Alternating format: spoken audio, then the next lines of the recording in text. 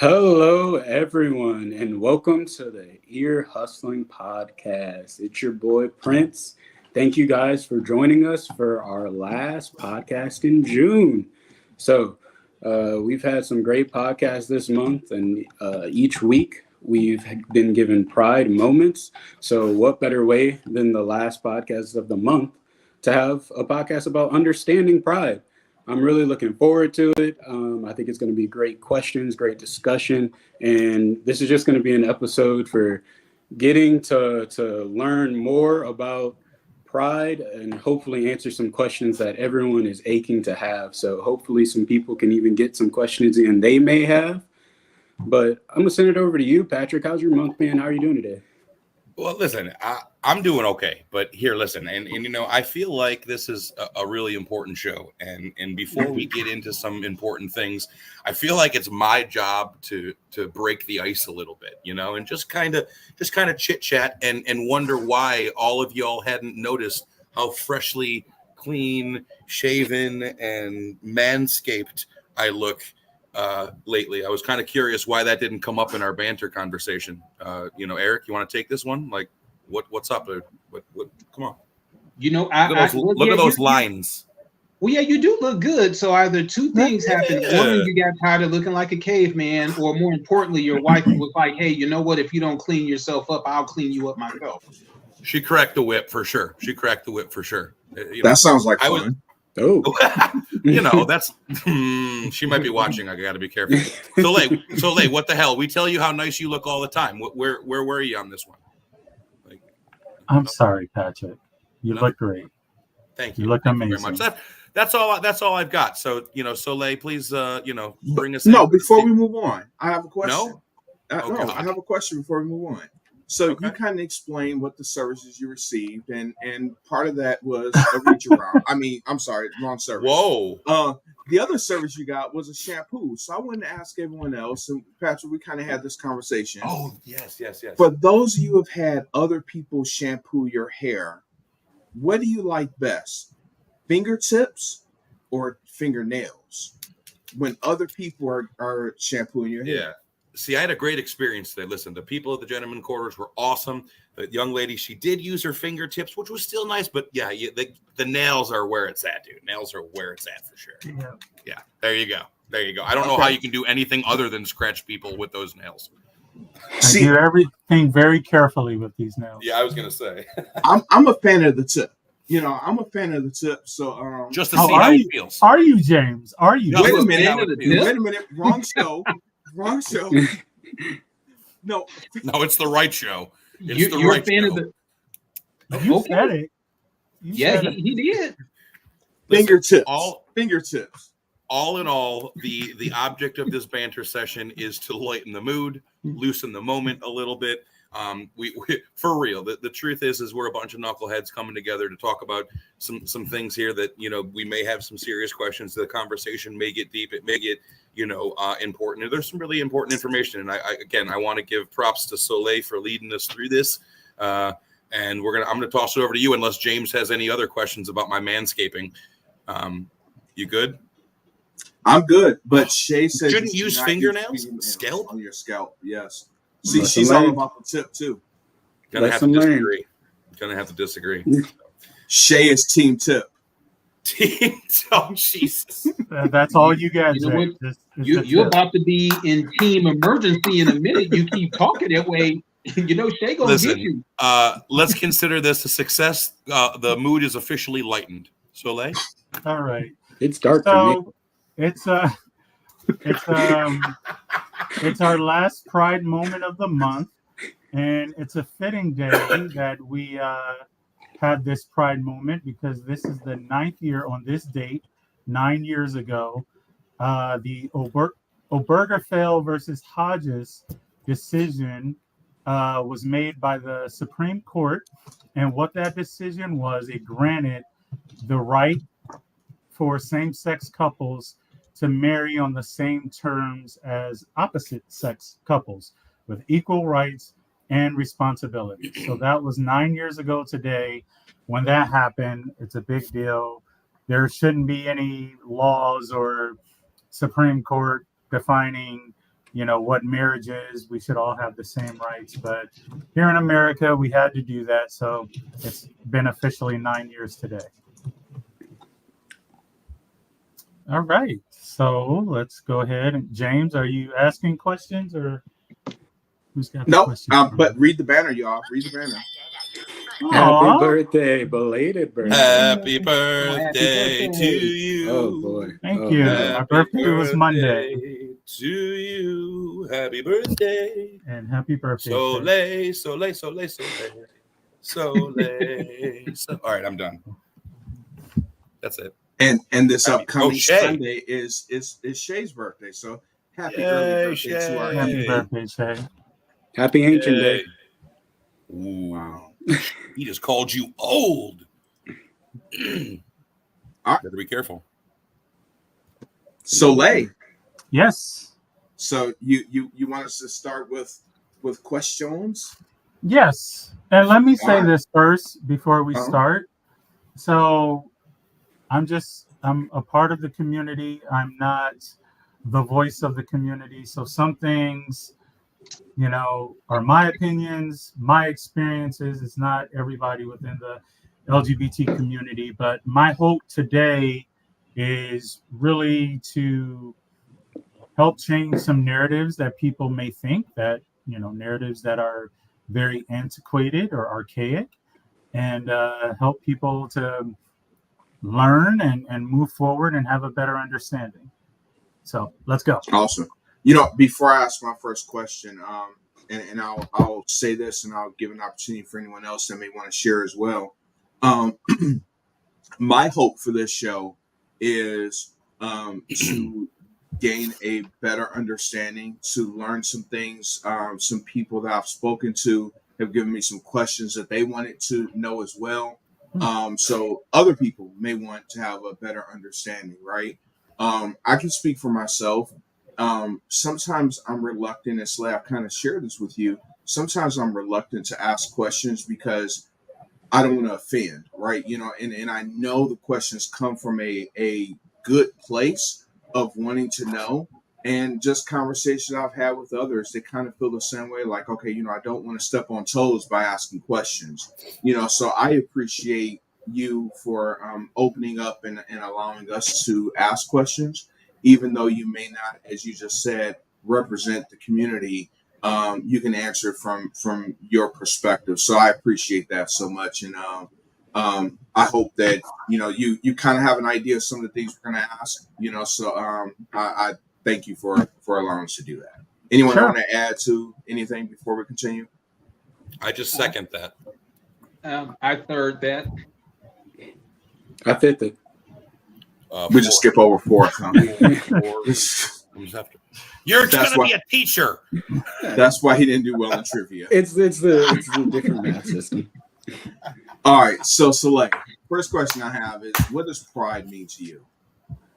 Yeah, so for me, my definition of it, or the meaning of it, expands every year that I live in my truth and grow in my truth. So it becomes more meaningful to me, especially in the light of the social climate that we live in. But for me, pride is an opportunity for me and my siblings to tell our stories. Target and the Walmarts and, Hollywood, they portray pride as one thing, but I like the idea of us telling our own stories, which can be real, which can be raw and gritty and not pretty and not pretty for the mainstream or TV or movies or whatever. I think those companies I mentioned can sort of sugarcoat pride and the LGBT experience and the community. And so during this month, you get the real out of all of us.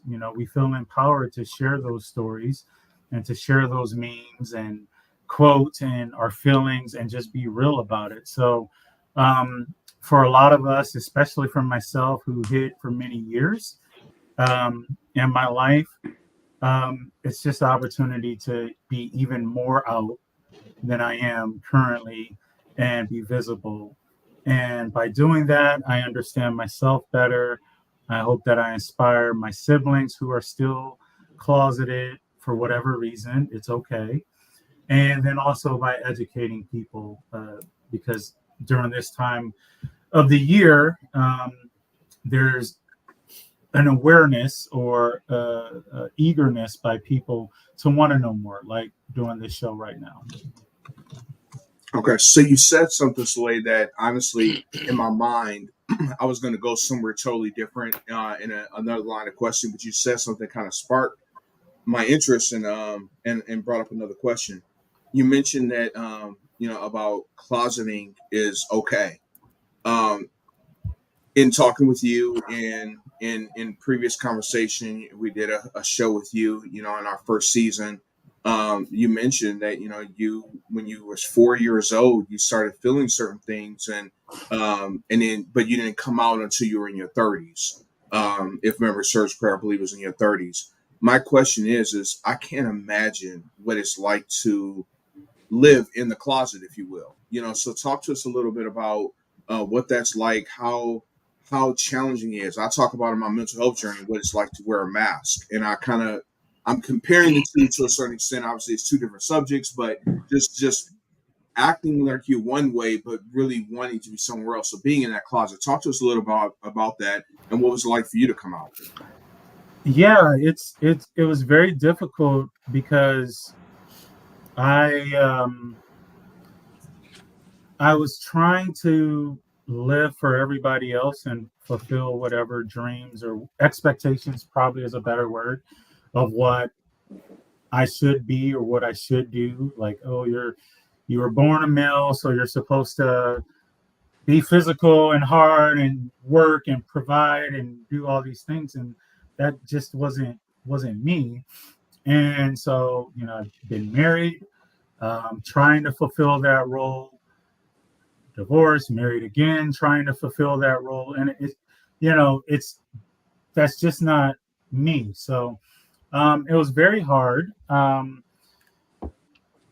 biggest challenge for me is really not knowing where. Well, I won't say not knowing where my family stood.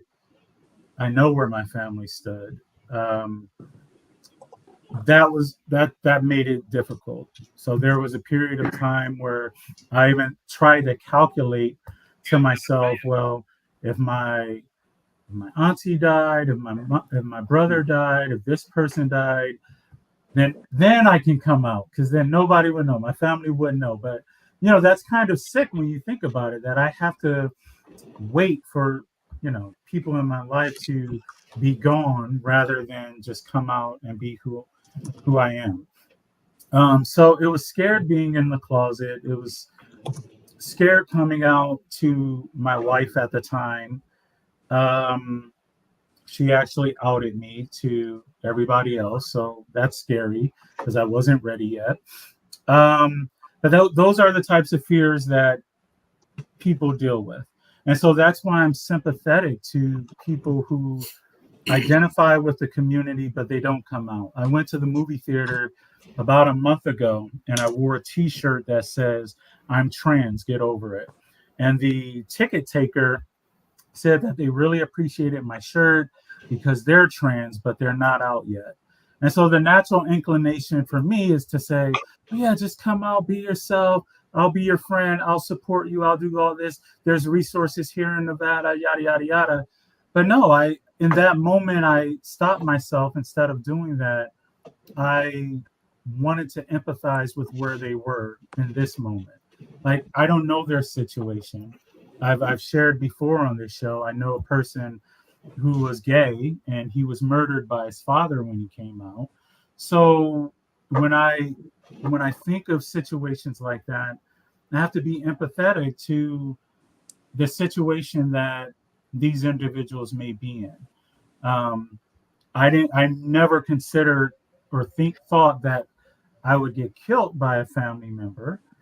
But now after my little friend did, I know that that's possible, right? So I have to be cautious with, just trying to urge people to come out. But anyway, I'm digressing. The point is, being in the closet is very difficult based on your circumstances. If you're in school, work. For me, I transitioned in my personal life, and I didn't come out at work for 2 years because I was afraid. I had a corporate job, a very good job, and I knew people in other sectors, other industries, who started their transition and they got discriminated against, and they had to go to court and go through all that process. So I didn't know if that was going to be me at my job. So it took a couple years to even come out at work. So these are things that we think about, that we have to think about when we're deciding, is it worth it being ourselves, which I think it is, but it's a hard decision to make. We have a listener question, and Patrick wants to jump in, but how did you build up the courage to come out to your wife? That wasn't easy, and okay, quickly, long story. I had the whole nail thing isn't new. So my ex, I used to have manicured nails, not this long, but I used to get my nails done all the time. It wasn't a big deal. We went together. She was okay with it. I went to a family reunion back in Michigan, and it was her family reunion. And one of her cousins that she barely even knew, but from Alabama, he was there. And he called me gay as N-word, right? Oh. So that was kind of like the start of it. That this was in the summertime. About 6 months later, now it's Christmas Eve. I felt like going to work. I knew there wasn't going to be many people at work that day because it's Christmas Eve. And so I decided to, put on a little makeup, put on lashes, whatever. I went to work. And I took a picture and I posted it on Facebook. And everybody saw it. And some people were like, "Oh my God, your skin looks amazing. Like, how is it so soft? And what moisturizer do you use? Yada, yada, yada." One of my brothers was like, I don't remember what he said, but it wasn't positive.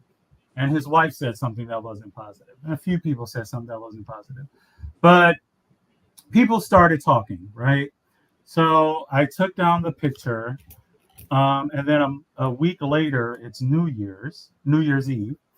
And no, she didn't say anything about it. Nobody had said anything else about it in that week. And then she kind of brought it up again, like, people are still talking about that photo and saying you're sus and you're this, you're that. And so I was planning on, I was thinking of scenarios of how to tell her, but in that moment, I just felt like I had to rip the Band-Aid off and just say, "Hey, this is what's going on." So I turned off the TV and said, "I got something to tell you." Instantly, my heart is jumping out of my chest. It could go any way. She could blow up. She could do whatever. I didn't know what to expect. I kind of, in the months leading up to that, I kind of tested her in a few ways to see how her response would be. Like, we would watch this TV show called Pose, which centered around some transgender females in New York, and just to see what her reaction was to that. There was a couple other things that I did, just to see how she would respond, but I really didn't get a clear picture. So anyway, going back to New Year's Eve, I just came out and told her that I'm trans, and I showed her a few pictures. I had went to Washington, D.C. for a trans prom. I'm prom queen. I won prom queen. I showed her a picture of me at a fundraiser gala in Los Angeles. So I showed her a few pictures, and to her credit, she didn't blow up. She just she remained quiet. And now I'm crying and pouring everything out and sharing my story, basically what I shared on that one episode. And that's how I came out to her. It wasn't really planned. It wasn't well thought out. It went as well as I probably could have hoped for. And at the end of it, like, we talked for 3 or 4 hours from noon until, or not noon, it was midnight until like 4 o'clock in the morning. And we hugged at the end of it, but I knew at that moment, and she told me that we were going to get a divorce. She wasn't ugly about it, but she said she's not attracted to women. And I respected that. And that's how that process happened. Wow. Patrick. Hearing all of those experiences is interesting to me. I can't relate to a lot of some of the things that you have gone through in your life, and I appreciate the fact so much that you're willing to come out here and talk about it, and again allow us to ask questions about certain things. So there's certain things that I have questions about. Let me first start by saying that I have very limited knowledge of the LGBTQ community. I have very few people that I know that are within that community. And again, everything that I ask is from a place of respect. So let me start there. I kind of want to know what it's like day-to-day type stuff, if I may. As far as, the process of transitioning, okay?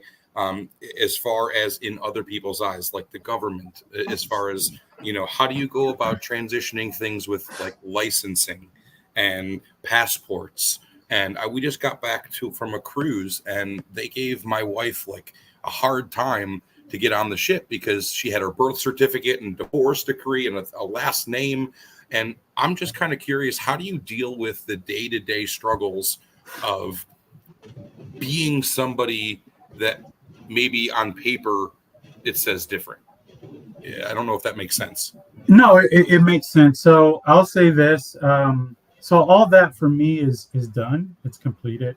So for some of those things that you mentioned, it's state by state, and it's based on the state that you're born in. So for me, even though I live here first of all, for driver's license in Nevada, I think you could change your gender marker easily here in Nevada. Place like Mississippi, you cannot. As far as like getting your passport updated, Social Security, all that good stuff. So yeah, that's a good question too. Social Security. Yeah. How does that all play out? Yeah, that's based on the state you're born in. I was born in Michigan. In order to update your birth certificate, at the time you had to have had surgery to update that. I think here in Nevada, transition surgery. Yeah. I'm sorry, gender affirming surgery. So in order to change your birth certificate, you could change your name easily, but in order to change like your gender identification on the birth certificate, you had to have surgery. Here in Nevada, you don't have to do that. So anyway, the whole process, it took 6 to maybe 8, 9, 10 months to change everything, to change all my credit cards, to update my diploma from university, to my birth certificate, my passport. For the passport, you have to send in a letter from your doctor, letting them know that, this person has been either treated or has had surgery, yada, yada, yada.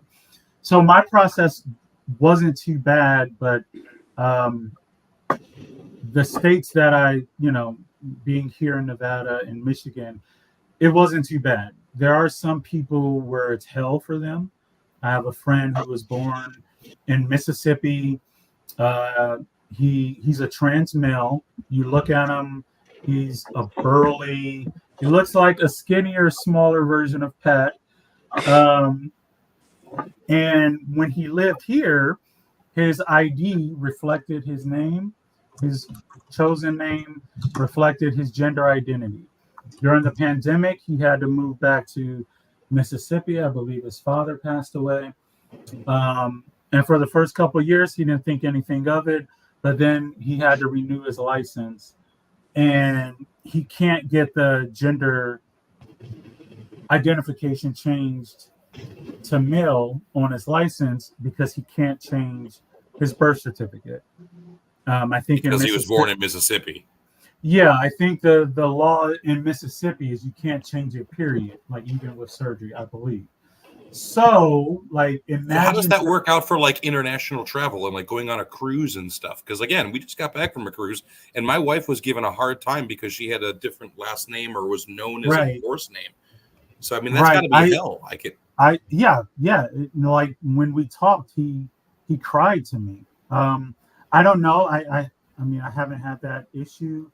I was just curious. Traveling internationally, but I'm sure, if you go, so before I got all my stuff changed, if I went to a club here in Las Vegas, and I got carded, it made me sick and disgusted and hurt and sad and all these emotions because like my picture on my ID was what James knew, what James saw years ago. And that the name and the gender marker, and then like the person, and I mean, Las Vegas is liberal, right? Like they're cool with it, but it was still uncomfortable. Like I want everything to match, right? Match who I am. So like those early days, that was hard. But so yeah, to wrap up the question, a lot of this is based on states, and there's some people who just will not be able to update their information because their state has laws that are very archaic. Do we know the numbers? Like, are the majority of states able to switch? Or the majority? I'm just again, I don't know those. Like, do we know any numbers? Off the top of my head, I don't. It's probably safer to say. Google it. Yeah, you can Google it, but probably safer to say, that red states are probably more along those lines, while blue states are more amendable to people changing that. James, you had a follow-up that you wanted to jump I do. Two really quick ones. So, like, as far as states like Mississippi that you just described, are there any talks like Mississippi or anywhere else to your knowledge that are in talks of changing the law? First question. The other question is, so are you saying that some states will allow someone born a male change their birth certificate to reflect female? Is that my understanding? Yeah. If you're transitioning, yes, you could do that. And some states have a requirement, if I'm again hearing correctly, some states require you to have surgery, transition. I don't know the official term. I'm sorry. Yes. Some states require surgery. Some states just require you to be in counseling for your gender dysphoria, or So yeah, some you have to have surgery. Some you just need to be in counseling. Right, or some kind of a track record, so they're not just saying, "Hey, today I want to switch." Right. There's got to be some. Okay. Yeah. And what was the first question, James? Are some states in talks of changing their laws? Yeah, there's always talks about that. There's organizations, ACLU, GLAAD, HRC, who are presenting proposals, legislation for that. But again, for a very hard right-leaning state, it doesn't go very far. Okay. Thank you. I think Eric. Yeah. Thank you. Got a couple of questions, Soleil. The first one, when you decided to do the transition, how long was it from start to finish? Um, And is it finished? I mean, it's finished. Um, it's finished. I would probably maybe about 4 years. Wow. 4 years. That's interesting. I didn't think that it would take that long. Within that 4 years, if you don't mind sharing, what were some of the things that you had to do to start the transition? Was there any sort of medication, multiple surgeries?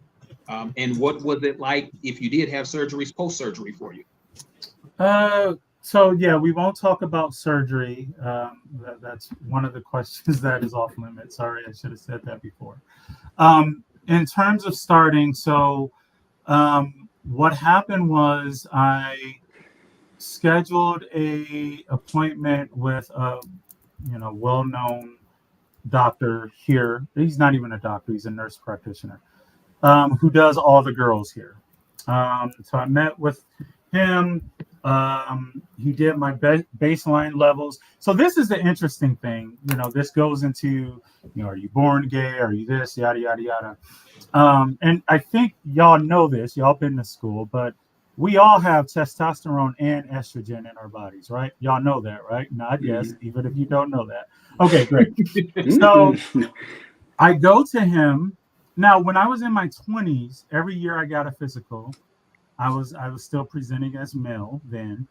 Every year I got a physical, they would say, "Oh, your testosterone level is really low." They never checked estrogen because there was no need to, but my testosterone level was really low. And they would say, "Just eat some steak, eat some beans, whatever, that would get it up." But it never did. So fast forward, I'm in a nurse practitioner's office. He takes my blood, does my levels. I go back in to review the levels. And again, my testosterone levels are very low compared to a cisgender male.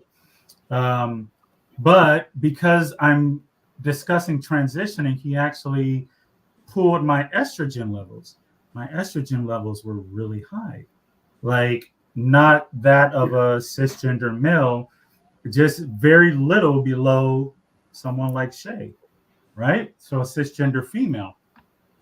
So all my life, my levels have been off, and like who knows why that is, but I just think that's an interesting thing to put out there when people argue, oh, it's a choice and whatever. Anyway, so I get the results back. We know what my baselines are, and so I started on a medication that was supposed to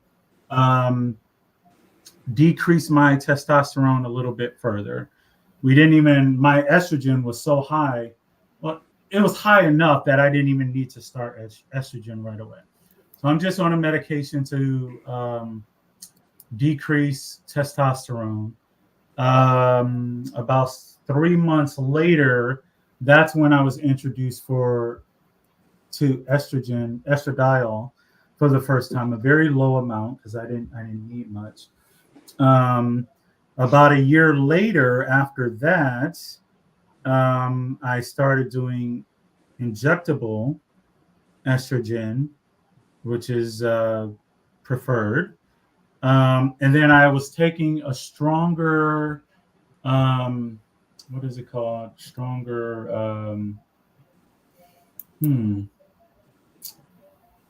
spironolactone. What does it do? It decreases the testosterone even more. So I'm on and progesterone, which helps with breast tissue and things like that. So within about the first 15 months, I was taking finasteride, spironolactone, estradiol injections, progesterone. And then after that, you sort of just make some decisions on what you want to do. The progesterone is supposed to help with breast tissue and grow boobies. If so, you may want to stay on that for some time. You may want to get breast augmentation surgery. For surgery, you have to go through electrolysis down there in that area for a while to make sure, like at least a year, to make sure that no hair grows back. There's counseling involved throughout the whole process. I have a therapist. So yeah, that's sort of, but everybody's treatment is different. So the thing with hormones, it's, everybody's treatment isn't going to be the same. There's genetic factors that play a role in it. Like if my mother had larger breasts, chances are that through the hormones, my breast may be bigger. But then also, if you transition later in life, you may not see the same type of results as someone who decides to transition at 18, 19 years old.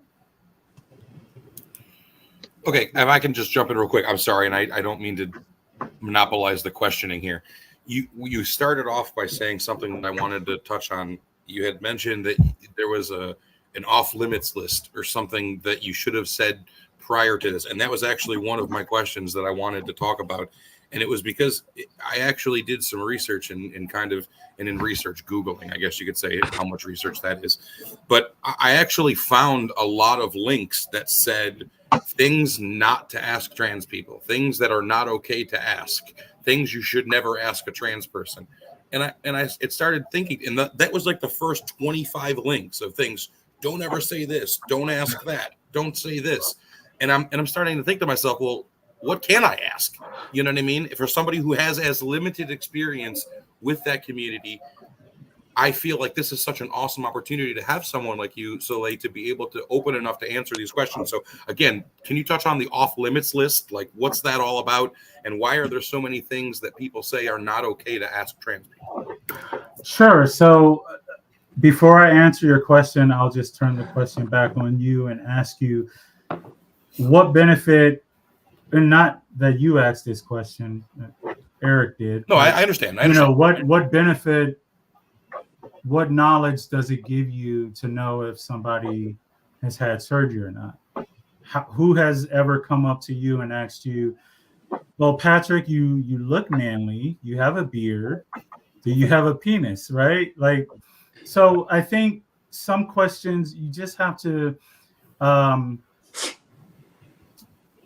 you have to ask what the purpose in knowing and how does that benefit you and does that benefit me? Now, so a lot of things I'm willing to share with y'all. Like we're cool, I've known James, since we were in diapers. Just kidding. But like, we're cool. But like a stranger, you're not going to go up to and ask those types of questions, no, 100%, right? 100%. So I think you just have to kind of just think about the why behind questions. For me, off limits, yes, I don't want to talk about surgery. A lot of times I don't want to talk about my family situation. And I think the only reason why I don't want to talk about my name is because I think it would take up too much time because, I shared this with James in our pre-production. It's not simple as, my name is Soleil. There was a lot of thought that went into it, and it took months, if not more than a year, to get there. So we don't have time for that on this show. But yeah, those are things that are off limits to me. Right. Well, and you said your why, like why would that be a reason? My response to that would be like for reasons we had talked about before, the paperwork issue and things like that. So is it okay to ask those types of questions if it's for those specific reasons? Like, for example, I want to be able to understand, like we want to, change Social Security. We want to change birth certificate. We want to do that. And that's, a personal right. You can do whatever you want. But if somebody comes to, somebody does the person behind the counter say, well, are you serious about that? Is that an okay thing to ask? That's why people question some things that they don't understand, because of, you need these regulations for the driver's license, for the Social Security. So that would be the only reason I would ask, do you have a penis or not? That doesn't matter to me. You know what I mean? But that would be the only reason that would be relevant in a circumstance for filing paperwork for gender changing identity. Yeah, and that would be something if you came to me and said, Soleil, I'm, going to go through this process and change my gender, then, we can talk about that and have that conversation, right? Okay. So it's case by case. Okay. Yeah, and that, but like this is a show, where, as far as I know, none of y'all are going through that process. So I'll give the high level details on how to do those things, but it doesn't provide value to. I see that. Yeah, no, I'll jump in real quick on that. As far as your off limits question, Soleil, I guess that's the show. Thanks for no, I'm kidding. No, but seriously though, as far as the why, one thing I can say and that I could think of as a why is curiosity. For individuals who, and we're coming to you next, Eric, for sure. I knew you wasn't done with your questions. I'm sorry to hijack here. I did it first. You did. Someone who has never met a transgender male or female, someone who has never had a conversation with anyone in the LGBTQ community, and just never thought about that, right? They might just live in a male, female, you get married, you have kids, and that's the normal life. Yep. So to think about, wait a minute, there's someone that's a woman that was born a woman that says that they're a man, and that's just like, it's like I can't wrap my brain around that because I never thought about that, right? So to now be a child and say, wait a minute, okay, I know you used to have a penis, do you still have it? That's just a childish curiosity thing. Where I think it comes more so from that. You're right, it's not important. It's not at all. But I think it's more curiosity than anything, personally. Yeah, and I totally see that. And, again, I'm more like with somebody like you that I've known for a long time, that we've talked about a lot of different things. I could share more with somebody like you than somebody that may be watching for the first time. And yes, they're curious. Maybe they're in the situation where they're ready to do that. So you can reach out to me at soleilmccants@yahoo.com. But yeah, it's not the medium for me to discuss certain very private, personal, those things have scars behind them. So I'm an open book, except for 2 pages of the book. So those are things that I would talk about privately. Front and back. Go, Eric. Go, Eric.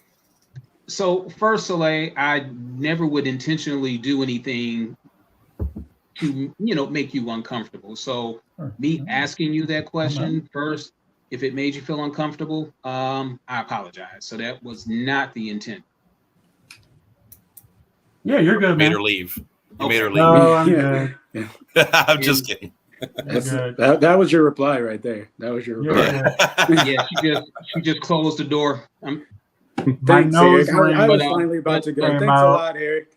Yeah, but in all seriousness, so the purpose of me asking that question, like you said, there may be somebody out there that may be on the fence, who wants to go through the trans process, and something like that I could see would be an important piece of information. So that was the only reason why I asked. So it enlightens somebody who potentially, may want to go ahead and do the transition.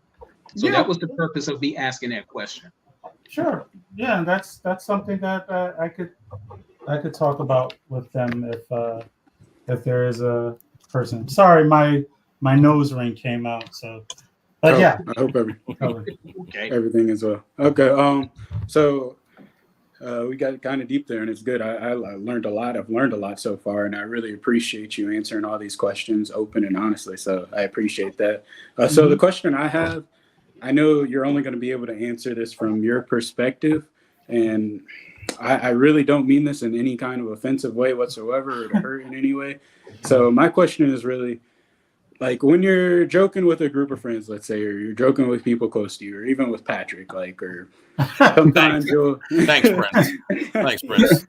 no, sometimes with other black people, let's say I'll make a black joke, and Yeah. we'll laugh about it. It's whatever, we're black, but we'll make a black joke. Or maybe even comedians like Dave Chappelle, he makes black jokes. He makes jokes about women all the time.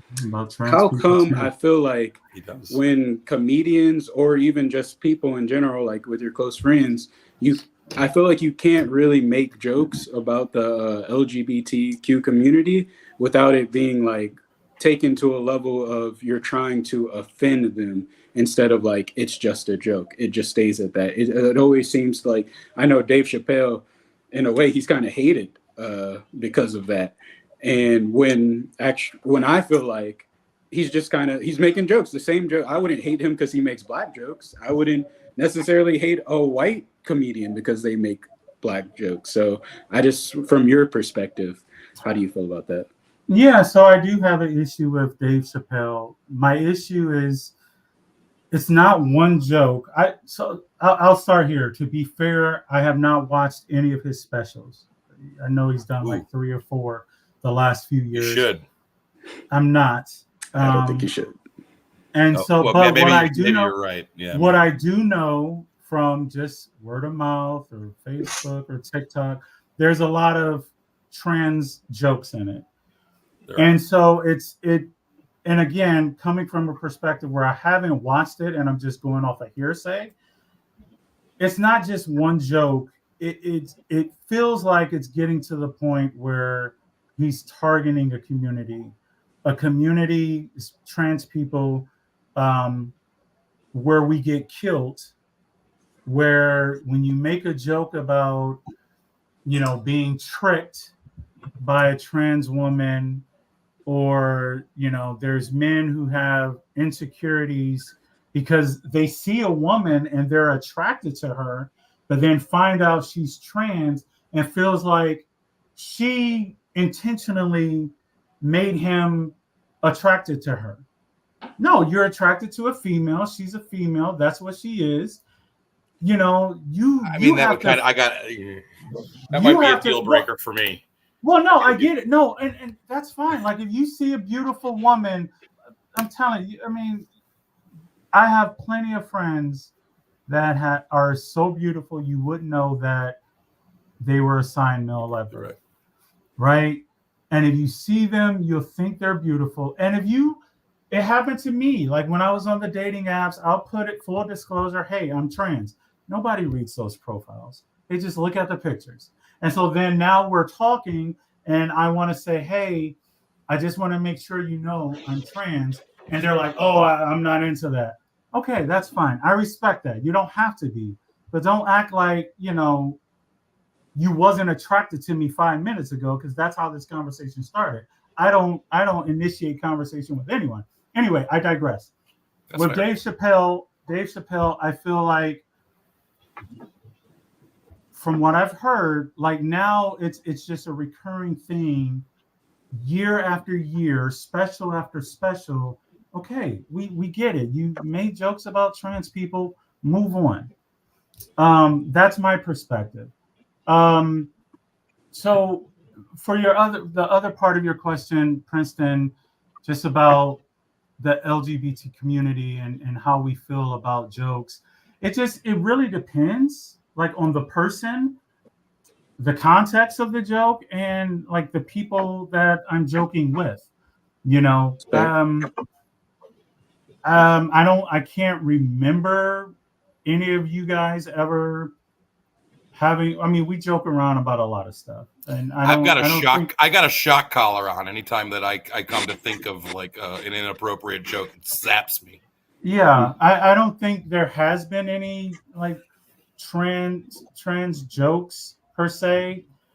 It's not that, like, I have a friend, a good friend of mine. I've known him since we were in elementary school, and every now and then he'll send like a meme, and some have actually been pretty funny, and then some I said, okay, this one crosses the line.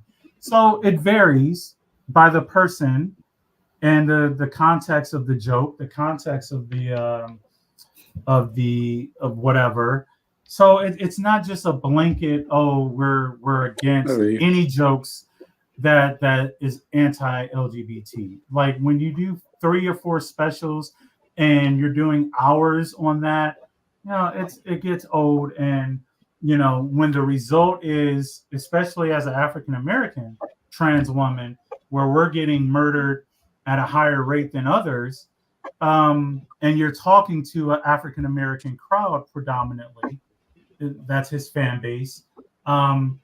There are people who will take that and feel like that gives them permission to see a trans person on the street and treat them unfairly or even worse. That's not Dave Chappelle's fault. You can't blame it's not, but again, so what people have said about him, and I used to watch his show early on and whatnot. People say, "Oh, he's this great comedian. He's this great orator." Okay, pick a different subject. 4 specials. No. You made a point.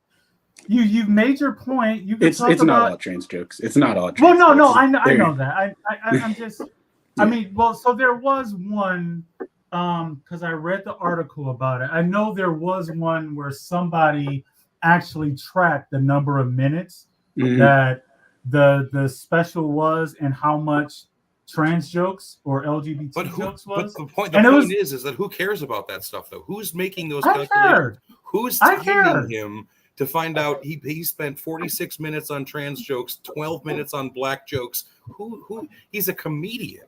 Yeah, right. At some right. It's just the jokes is just tired. And for me, I get it. And I know people who've been killed. Like, it's sensitive. Like, chill out.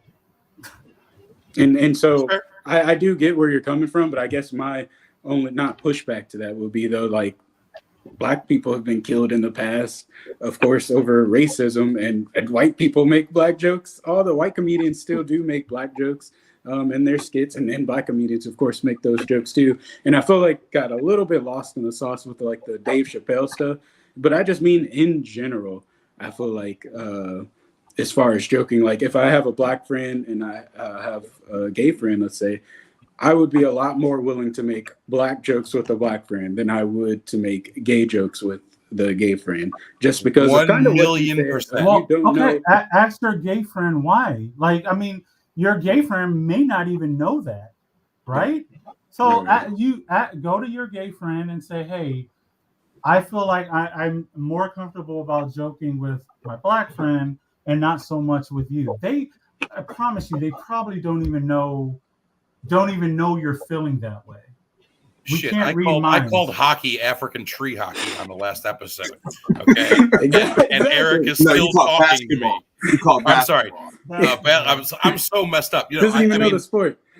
That's right. But I mean, Eric is still talking to me. That's I think the point that Prince is talking. It's just and I'll say from my point of view, Soleil, in full transparency, I'm not saying by any means I want to make some Dave Chappelle jokes or anything like that, whatever. But I'm very cautious, just to be fully transparent with you, because I don't want to step over a line, because I personally feel like if in asking questions, in making a joke or whatever that case may be, I feel like it's very possible once you step over that line, you can't come back. Exactly. Mm-hmm. Yep. So I can understand what others are saying right now. And I understand from you. And one thing I'll say about Dave Chappelle is it might be a shock value too. Like, what, every time I push this button, I get, what do they say in media? All media is good media, right? All publicity is good publicity. So maybe it's that, not making an excuse. I'm just saying he pushes a button and he's going to get a reaction from it. Howard Stern. It could be something like that. Yeah, Howard Stern. No, and I get that. And so I think for you guys and for everybody watching, you have to know your friend, right? Yeah. Like, it's a good point. This isn't a blanket across every person. You're not gonna go to a bar and it's Pride night and you're gonna walk over to stranger. this stranger and Yeah. do a trans joke. You're not gonna. I'm not going to walk into the Bronx in the middle of the night and walk up to some random on the street and make a black joke. That's probably not the best idea. Right. You're right. That's fair. That's fair. You might do it, Patrick. It might. The responsibility is on y'all and to know your friends. Like, so again, Prince, you can talk to your friend and just ask them. And then if they say no, I don't care, about gay joke. And there may be a gay joke that goes too far. But like I said with my friend, he posted something or sent it to me, and I just said that goes too far. And that's the end of it. Like, our friendship is still tight. And that's the end of it. So appreciate that. Mm-hmm. Well, we have about 5 minutes scheduled. I think we're probably going to go over a little bit. Let's go over. I know that between Patrick and I, we had 31 questions, and we've asked like 3 of them. So, that's true. So this is definitely going to go beyond. Let's go over. Sure. The next question I have, Soleil, and I'm going to backtrack, and we got some really great conversation already. So I'm going to take it back a little bit. At one point, it was LGBT. That was it. Then it became LGBTQ, LGBTQIA plus. It is getting Acronym. longer. I don't know if I can say that, and whatever. Called an acronym. Okay, fine. It's gotten longer. All right. Yeah. Bottom line. What does it all mean? If you can kind of explain that to us. And I really want you to focus on the Q, because I've seen it as queer or questioning. I really want to know what that means. Yeah. So, I mean, there's many, many, many letters to that acronym. So I don't know them all off the top of my heart or my head. So with the Q, the queer or questioning simply means different, odd, weird. There's no, it's more of an umbrella term, I would think, for someone who doesn't fit in to, I'm lesbian, I'm trans, I'm this, I'm that, that they don't fit under that. So, or they don't fit neatly in one box or the other. So it's sort of a catch-all for them until they figure out, like, yeah, I can do that. It's sort of a catch-all for them until they are able to identify, and maybe they don't identify. Maybe they perfectly are happy just simply being queer. Shay asked a question about the I and the A. Queer doesn't mean gay. It doesn't have to. No, you already have gay in the acronym. But that was one of my questions. I'm so glad you asked, because I just said, isn't it? I said Q and it just means different. It just means different. Okay. And then with the I, intersect. So individuals who are born, it's more nuanced, but it has something to do with their reproductive organs or their genitalia. So there are people that are born with both male and female genitalia, and typically those individuals, the parents will make a decision after they're born, this child is going to be our son, so we want you to close up this, or vice versa. And there's other examples of intersect as well, but that's probably the most commonly known, understood intersect example that I could give.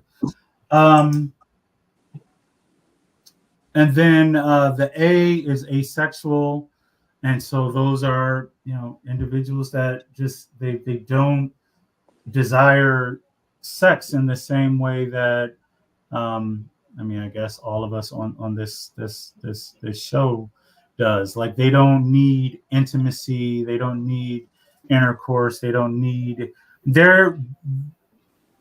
the feeling that we get from having a sexual encounter, they may get just simply playing cards with their best friends. Whoa. You know, just as an example. And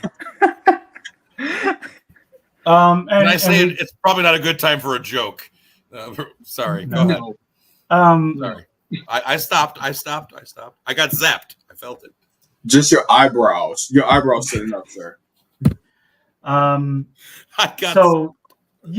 I mean, and that might be an extreme example, but like they get their just enjoyment from being with their friends, but it doesn't have to be any type of sexual contact. Right. Yeah, and so Shay just asked a question: in the intersex situation, do you feel it's better for parents to wait before making that decision? So I personally think they should. I know someone, fascinating story. So they grew up male all their life. They were 30 or 40 years old. They started having very bad cramps or whatever. They went to multiple doctors. No doctors could find out why, what's going on. You know, is it cancer? Is it this? Is it that?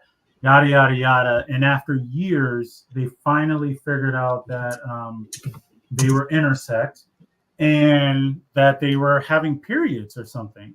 And those periods started at 35, 40 years old. And so they had already had, as a kid, surgery, and they never knew. They didn't know anything. And their parents raised them as a boy. Sorry, excuse me. And they are like really messed up by that decision that their parents made for them. Like mentally, emotionally, there's a lot of things going on with them because of that decision. So yeah, I would prefer that parents wait till their kids are teenagers or older, let them make that decision. Just for the health of the child growing up. Elephant in the room, real quick, Pat. I'm sorry to jump in here, but Soleil, excuse my ignorance. Wouldn't this same child have some mental or questionable things going on, even if they knew at 12 that they're different, that they have this thing going on where they have both male and female genitalia? I mean, sure. I think, this person didn't have counseling or anything like that in their 20s, 30s, and until they figured out what the diagnosis was. So I think, for a child, if you're bringing them up with, say, both of those, the genitalia, and they may question why, but you'll probably have them in some sort of counseling, and you'll be, as a parent, involved, I would think, in their care, getting them to the point to make that decision on their own. But for this person, they lived their entire life, one way, and didn't have anything. I think their parents had passed away as well. So yeah, they just didn't. The part that really, messed with them was that they just didn't have no idea at all. All right. I guess I'm next. I had, like I said, between James and I, we had like 30 some questions. So again, I appreciate it, and I'm sorry, Prince and Eric, for kind of monopolizing. You're fine. What's going on? It's all good. I love it. I think we all can agree that, especially now, there are a lot of misconceptions that come about when we talk about this community, when we talk about the, and then again, I want to be respectful when I speak. And so I think a lot of that has to do with when we talk about, again, what James was talking about earlier about, who's controlling the narrative, so it's kind of tough to be careful on what you can believe, what not to believe. And that's why I think this is so important, because this is firsthand knowledge. This is not, I asked a friend who said a friend who said a friend. So again, I appreciate everything. And one of the big hot buttons that I've seen when it comes to talking about the trans community is the trans community participation in athletic sports.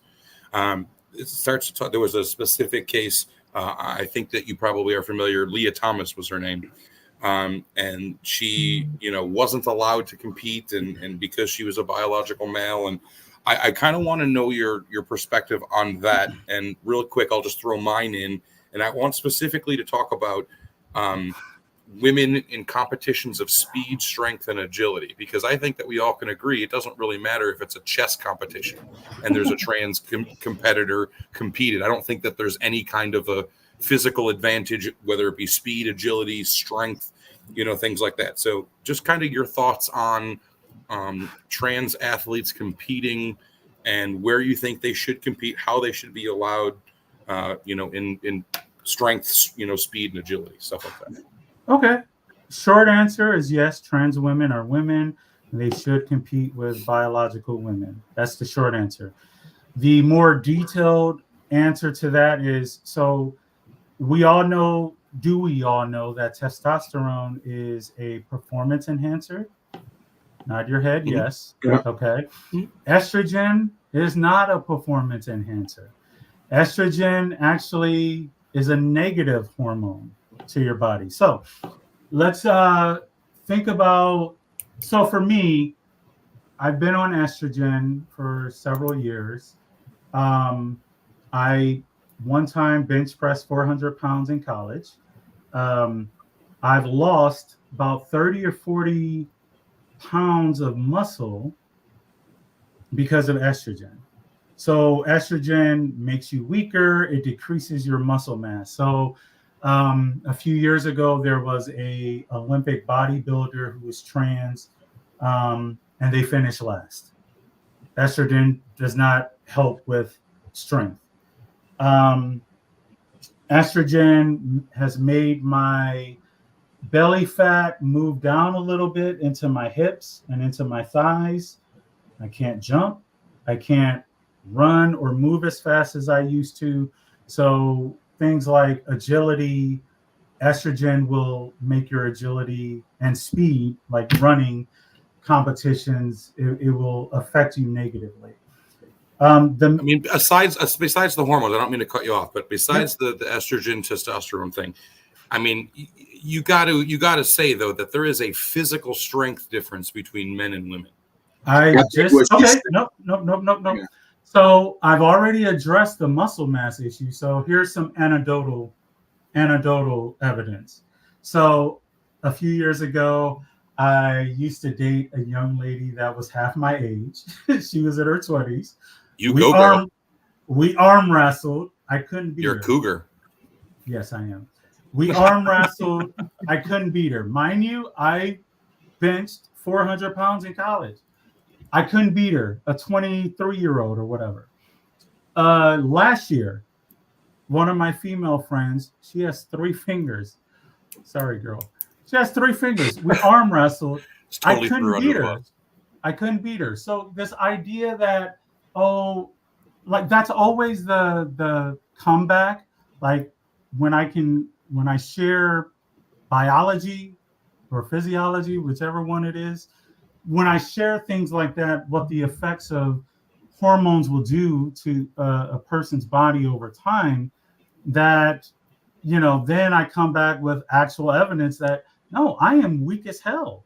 I don't have strength like I used to. I don't have endurance either. Like I have like a 5-pound weight that I could do, a few times, but I don't have the endurance to do like 3 sets of 12. And I understand that. I understand that. My point specifically is, let's put it into a perspective of like a fireman. Okay, if there's somebody in a burning building, I'm a 300-pound man. Okay, and to me, I would want to make sure that somebody, whether they're male or female, if I'm in an emergency situation, I want to be able to have someone carry my fat ass out of the burning building. And I'm not sure that somebody that a woman would be able to do that. Now there's a ton of women that can probably kick my ass, MMA, UFC, all that kind of stuff. I know that. That's that. I'm not questioning the Won't take strength much of women or anything. Yeah, true, but to literally lift a dead, weight kind of thing, that worries me. Okay. I think they're, I think we're getting away from. So again, there's a specific question: speed, agility, strength, sports. And we're getting into something else. If you are in a burning building, if you're in a burning building, and you're not going to care who takes you out, and you're not going to, you're right. You're not going to get on there and say, I would prefer James to show up and carry me out. Yeah, I'll wait for the next one. Thanks. Right, no, you're not going to do you're that. Right. And I'm not going to do it because I'm not breaking a nail for you. So that's good to know. I know where we stand. We're getting away from the sports angle, but so let's go back to Leah Thomas. Yeah. Leah has won some events. She doesn't win them all. She has lost plenty. There was a case in Connecticut of high school students where the new trans girls at the school was winning a lot of the contests. They didn't win them all. Some of the girls who had been there competing still won theirs. And then, like I mentioned with the Olympic weightlifter, who's wasn't even transitioning that long, but competed in the women's division and finished in last place. So there's no evidence that, there's an advantage from. And so I will say this to everybody, because I touched on it in the beginning. Testosterone is a performance enhancer. So these conversations aren't female to male transgender. It's never about that, because they can't be a part of it because of testosterone. It's always male to female. But there's nobody that's dominating. And then people come up with the example, well, what if LeBron wanted to play in the WNBA, right. Yada, yada, yada. I get it.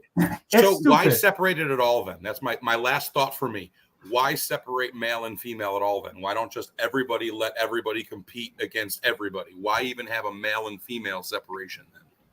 Because what's the reasoning the NCAA does that to begin with? I'm just curious. There is, yeah, right. There is.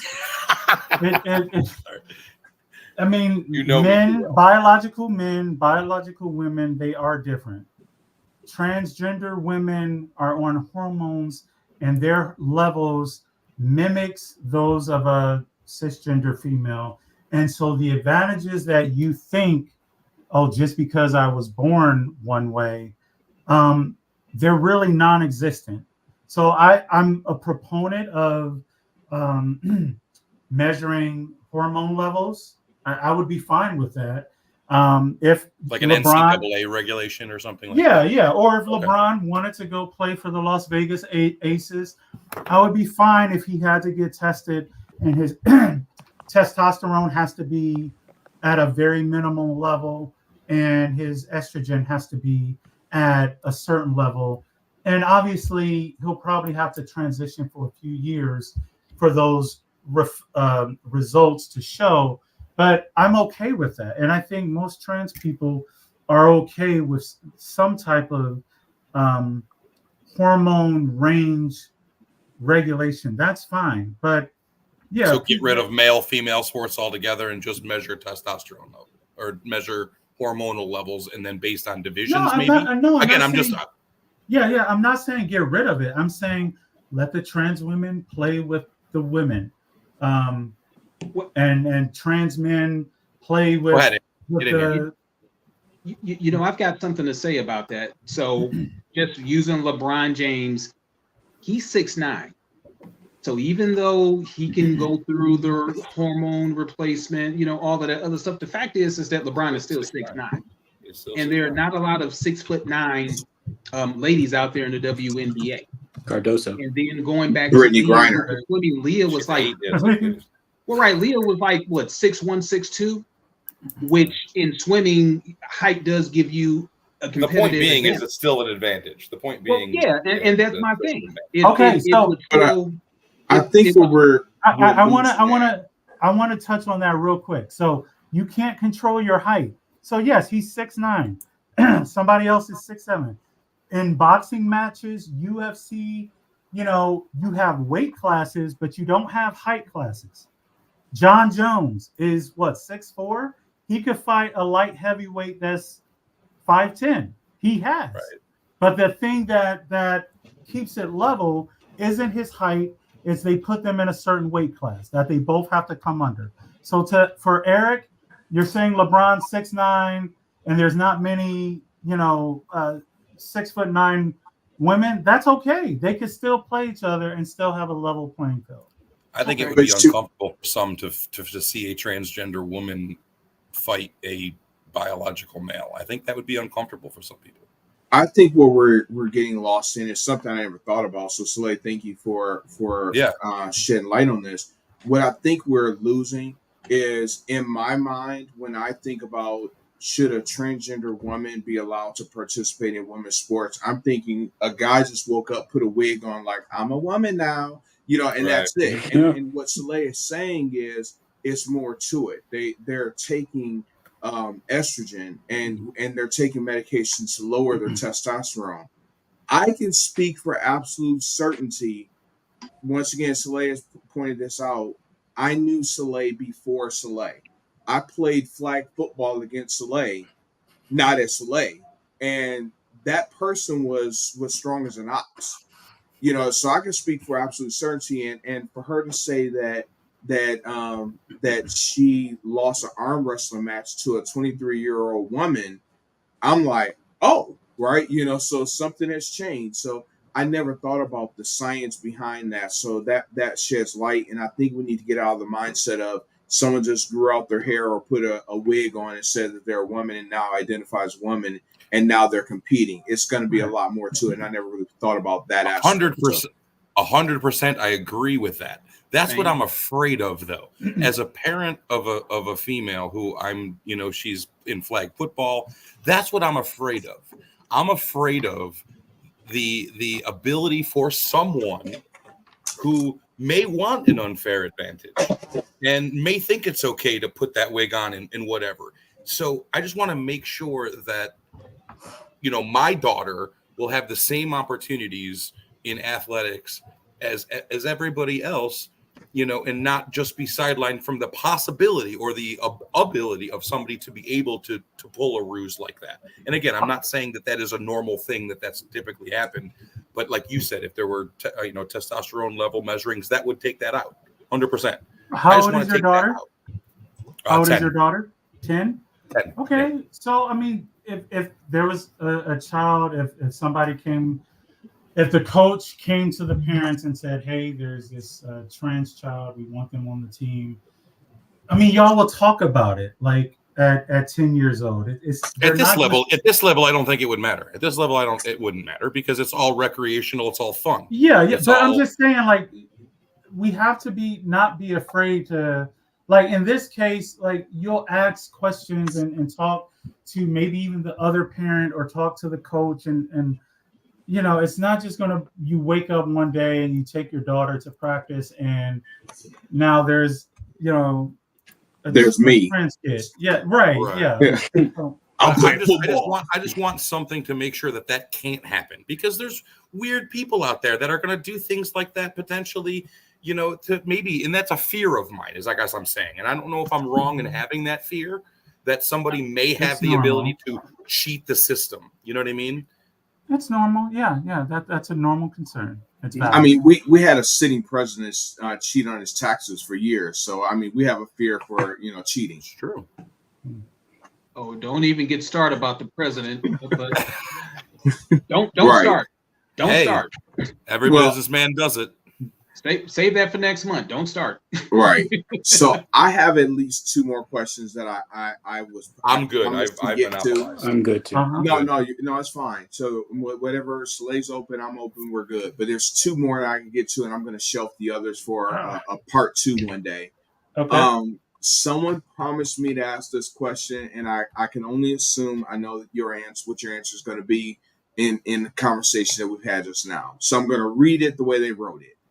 If a person born at birth is assigned male, but later transitions and begin to date a male, is that other male gay? Why does it matter?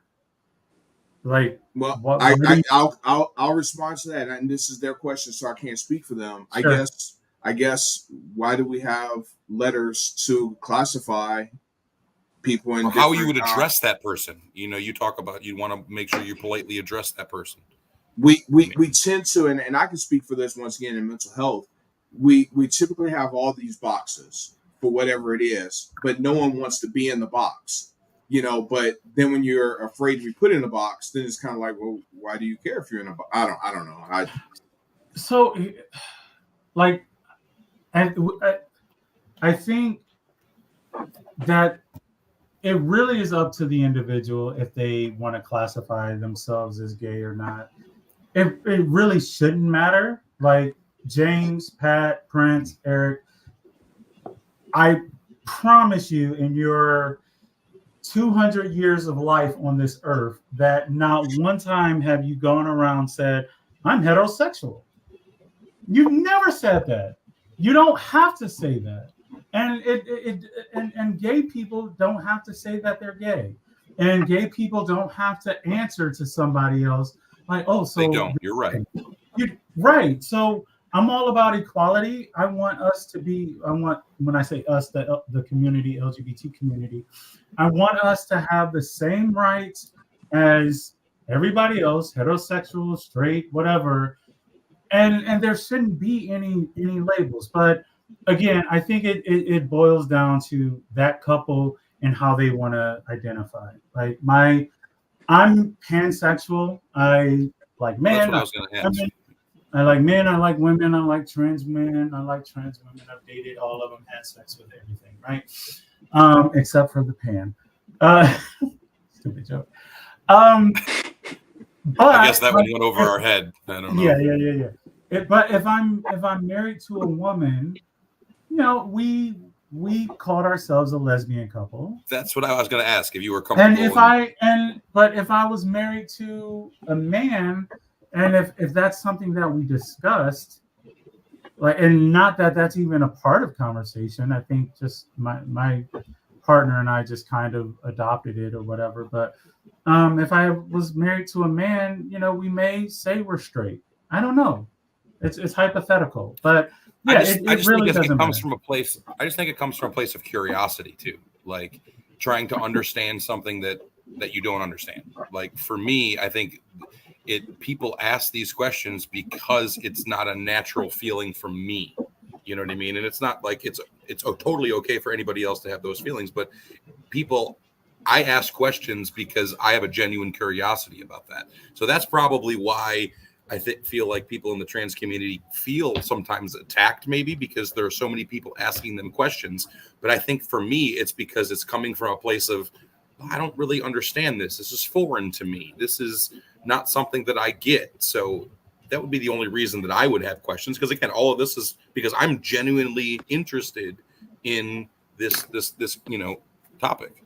Yeah, so I always push back on people, and not to be rude or anything, but I remember a situation where I was amongst 60 strangers in a room, and this is our first time meeting each other, and a young lady who ended up being in my wedding, but this is the first time, our first interaction. I've never met this woman before. We later became great friends, but this is our first interaction. And she comes up to me, so are your pronouns she, her?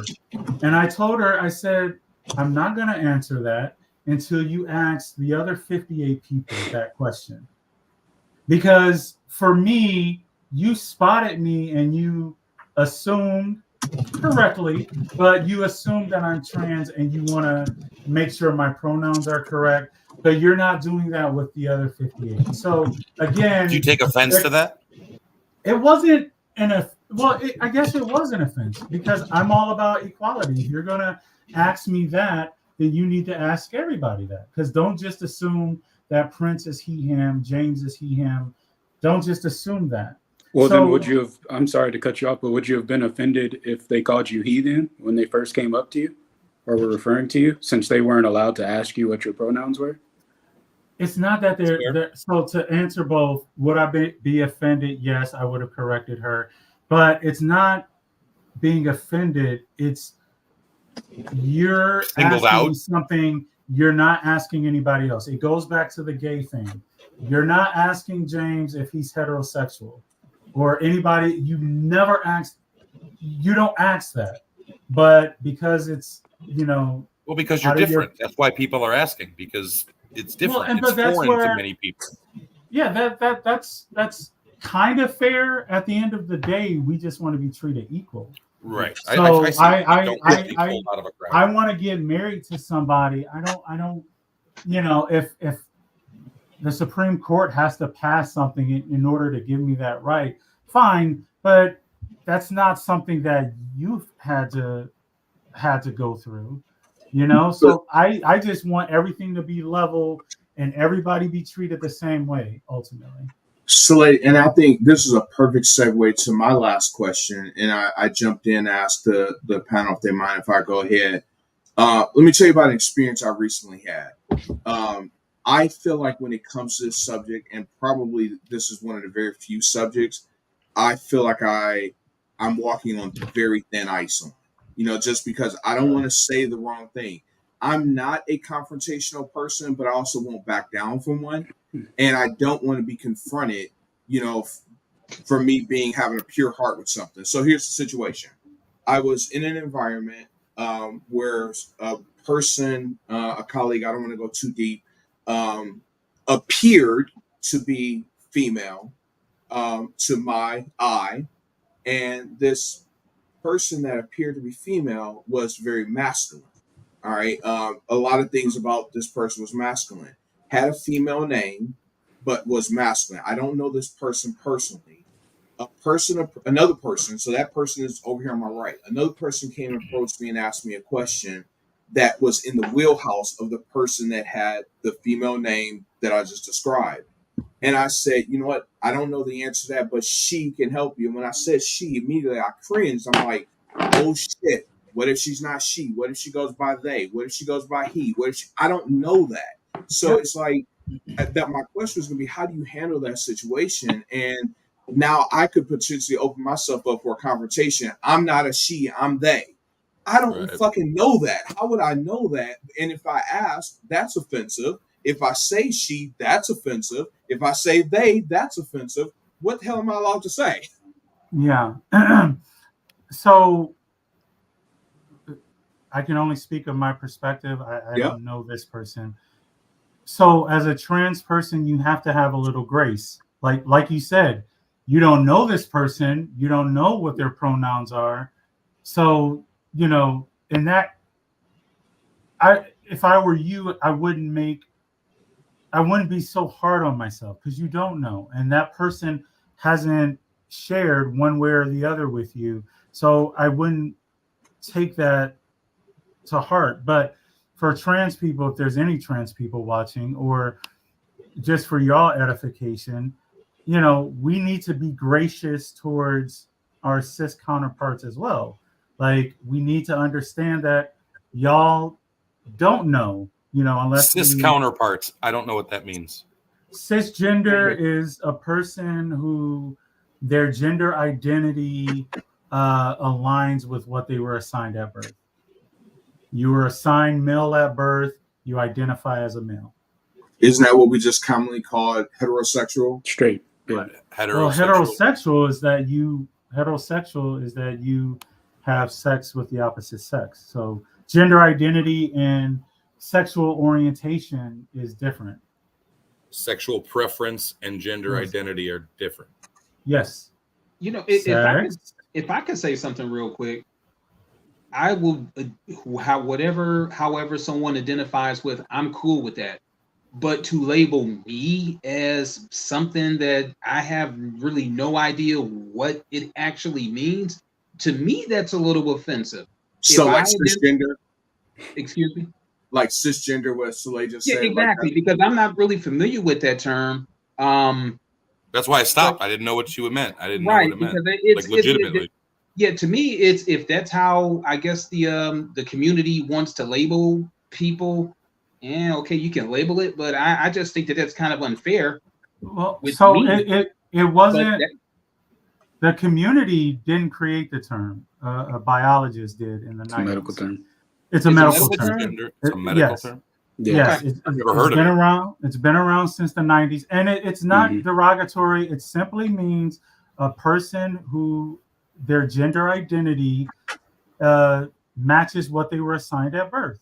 You were assigned male at birth, and that's what you identify as now.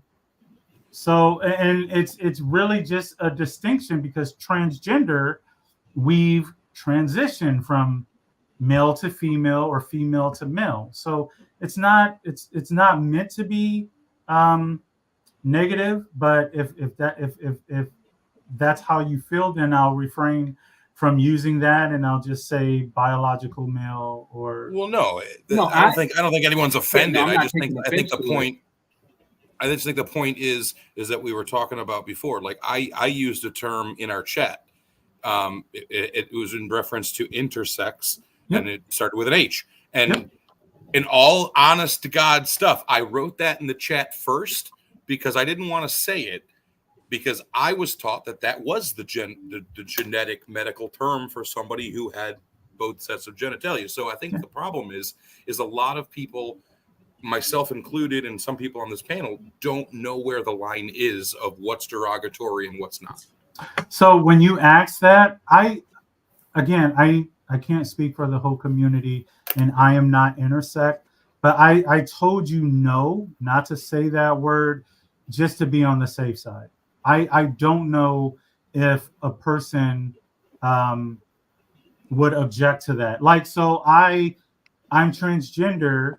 I do not like. I don't find transgender as a negative term, but I do find TRANNY as a negative term. So I can say that I'm transgender and I can relate to that. So I could say that. But What about for the full I just term wanted out? to I just wanted us to be safe. It's better to be safe than sorry. So, since there's some ambiguity with that term, let's not say it. Let's use the term that's in the acronym. So that's Err on the safe side. Yes. You said the slang of a word. The word is that an acceptable word? I said the slang of what word? TRANNY. I No, don't she say said that it's word. not. It's I didn't say that word. I find No, that word what to I'm be saying is the full version of that word. transgender. No, that's not what I'm thinking of. What word am I? There's a V in it. V. Transvestite? Yeah. What about it? Is that it? Is because I'm thinking TRANNY is a shortened version of transvestite. Am I wrong? I mean, I don't know the history of it, but just I've experienced hearing the shortened version of that in more physical Right. I agree with that. I agree with you. confrontations. Yeah, so that is for me synonymous with like hatred and whatnot. Somebody who, yeah, I really transvestite is like an 80s word, dude. I don't know many people who still use that. Some people do, I'm sure, but it's like an 80s word. Here's the one person. Okay. Right. Yeah. It doesn't surprise me.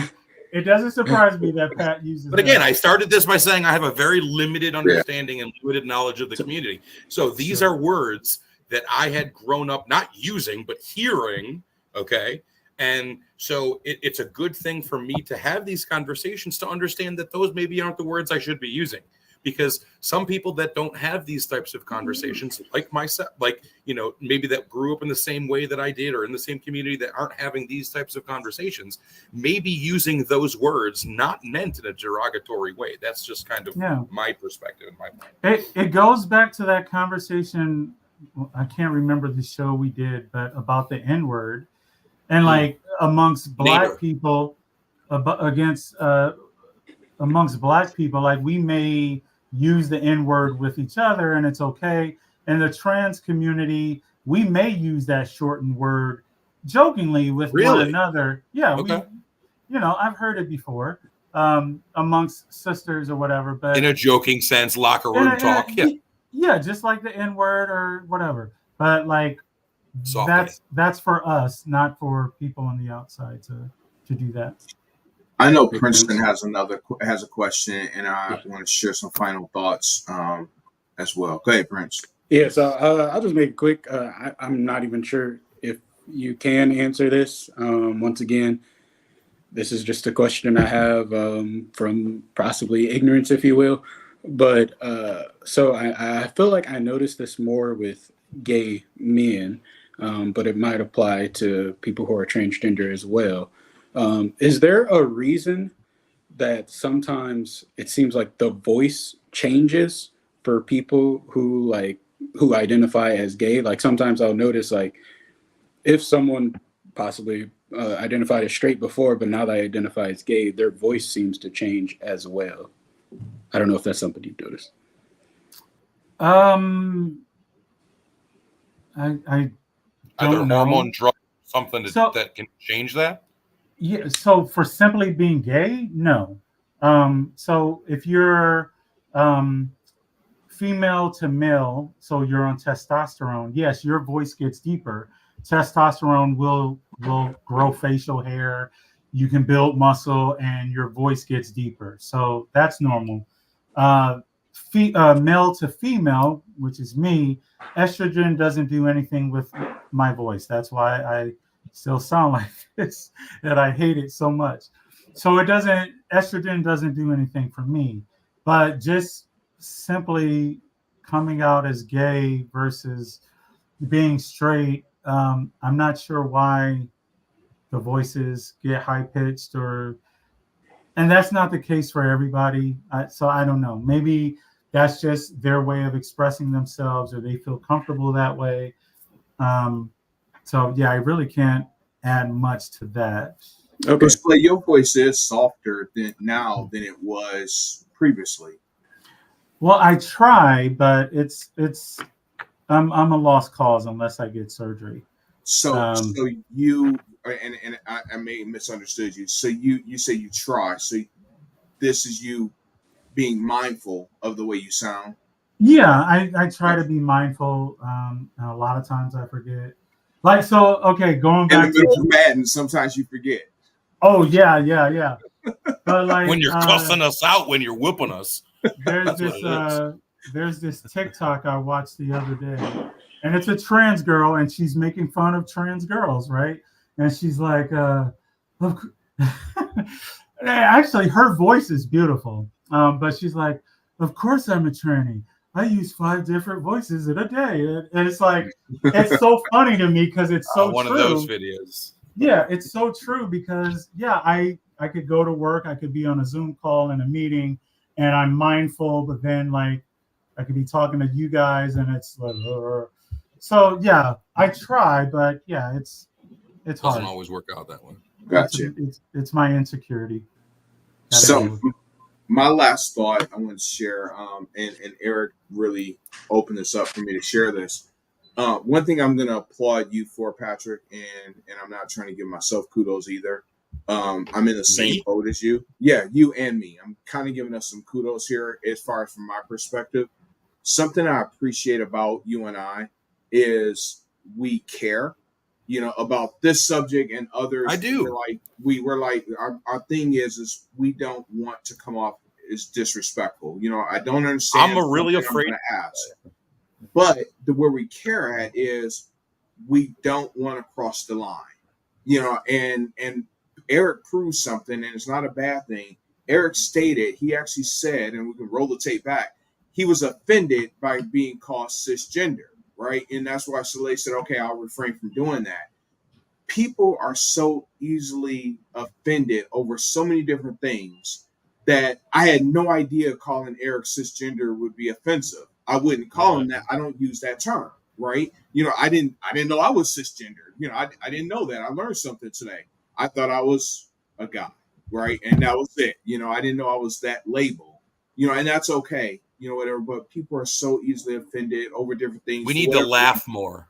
We well, I need to won't. I laugh won't more. say that. I understand where you're coming from, but because I don't know everyone, and I've known Eric for many years, I didn't know that would offend him.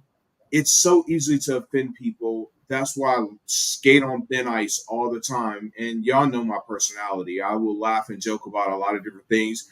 And Princeton Why we is love raising you. his eyebrow right now, you know, but it's a little fearful. It really is. And it sucks that this is going to be sticky, what I'm going to say. It sucks that I have to live in a world where, oh my God, oh my God, oh my God, I better not call Eric cisgender because he's going to get upset and offended. I'm not talking about anything derogatory. You know, Soleil, to your point, the TRANNY word, I understand that's a name. It's a calling a name. I get it. You know, I'm not talking about that. I'm not talking about the N word. There's a lot of negative connotations there. But just living in a world like, I wonder if they're going to get offended because I said she and she's really they. That as an example, and I'm not just talking about in that world. I wonder if she's going to get offended because, or he's going to get offended because he's a Buffalo Bill fan and I'm not. You know, it's like, damn, it's that's just a challenge. Yeah. It's the world we live in. It is the world we live in. Unfortunately, Just gotta know how to Eric, navigate it. listen, And Eric, and what I do you think? You're a little darker than you normally are. So what? Just what use do some you- common sense. That's all. Yeah, Common sense. well, first of all, the dark comment. My lighting here is a little weird because we've had some It's bad the weather. lighting. No, really, we've had some bad weather, and the lighting has been kind of, dim. So I Okay. apologize about that. There's times that it lightens I was up, and just there's kidding. times that it goes dark. But just getting back real quick, and then I'm going to turn it over to whoever wants to comment. Soleil, you did point something out that it's not a negative term, which I thought that it was. So one, I have no issues with you calling me that now that I know what it is, but I think that it's more how people say it as opposed to what they say, which gives it that negative vibe. That's fair. Kind of like the N word, term of endearment among friends. It could be a hateful term amongst people who don't know. Read that comment. Yes, Shay. Well done. Now, some comment in case anyone is listening and can't see. I appreciate you all for having these conversations. It's great to see people of different backgrounds, experiences come together to get a better understanding of each other. Thank you. We couldn't be any more different than a lot of us, and it really says something to the level of what's the word I want to use? The level of we're genuine about this. I really feel like the people that are on this panel actually feel like we're learning and making progress and having conversations that maybe some people are afraid to have, and that's what I appreciate about being a part of this panel. I do. Yeah. Even though I might not agree with anything that anybody says, I still have such respect for everybody. I really do. I mean, Soleil, here, kudos to you, for real. I appreciate you. I at times it may have felt like 4-on-1, and I hope that it didn't feel like that. That wasn't the vibe that any of us wanted, and so I appreciate you willing to put yourself in that hot seat. It's cool of you. I appreciate it. Sure. Well, out of 31 questions, she answered 4 of them. So we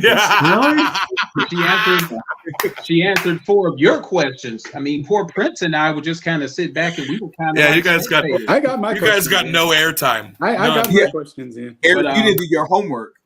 No I got my airtime. questions in, and they were answered. So I appreciate it. Yeah, most definitely. I appreciate it. But I just want to say real quick, and then I'm going to be done, that, we've had a chance to come out to Vegas and visit, Johnny and I, and like I said, you really shedded some serious light on, your struggles, the types of things that you had to overcome personally and professionally. I've got nothing but the utmost admiration for you because it takes a very, very strong person to do, what you did, to be truly authentic to yourself and say, screw everybody else. This is who I am. This is the way that I'm going to represent myself. And you've been nothing but classy. You've been nothing but just like a good human, a good person. And the real question is, when we all come to Vegas to visit, are you buying the first round? That's the real question. Well, she bought like 3. She bought 3 of them when we were there. I didn't get a free drink. You didn't. I'm coming back to Vegas, dude. You didn't. I'm coming back to Vegas. I sure did. You didn't go to but in April or January. Well, that's your fault. That's your fault. We told her that we were coming out to Vegas, so that's on you. You didn't pre-arrange everything. We had a great time. Soleil, you're not getting away with not getting talked about that you got beat by a 3-finger girl in arm wrestling. Oh, So I'm fine just with saying. that. Is it these 3 fingers or I think so. No, or those 3 fingers? I don't remember. This is where has common sense comes into play, Patrick. So too much, too far, too much. Okay, Yeah, That's the yeah, line you were talking about. You just crossed it. You just crossed that line. that's the line. Well, listen, everyone. Soleil brought up a great question earlier that we have to talk about. Will we have a show next Wednesday, day before the holiday? We're going to talk about it. So for the listeners, to be determined. We may be back next Wednesday the 3rd, or if not, back on the 10th. We will let you guys know within the next day or so. But thanks everyone for being on the show today. Soleil, thank you so much for everything Shay said. You did wonderful. I agree. And this is our second show where you were the topic of discussion. You were the guest of honor, if you will. And second time, I got to piss like a racehorse. So thank you round of applause. so much. TMI. Hey, I can stand up again, Patrick, if you want me to. Nope, we're good. Close us out, baby. Take us home. All right. It's been from our mouths to your ears. Thanks for tuning in, everyone. Bye.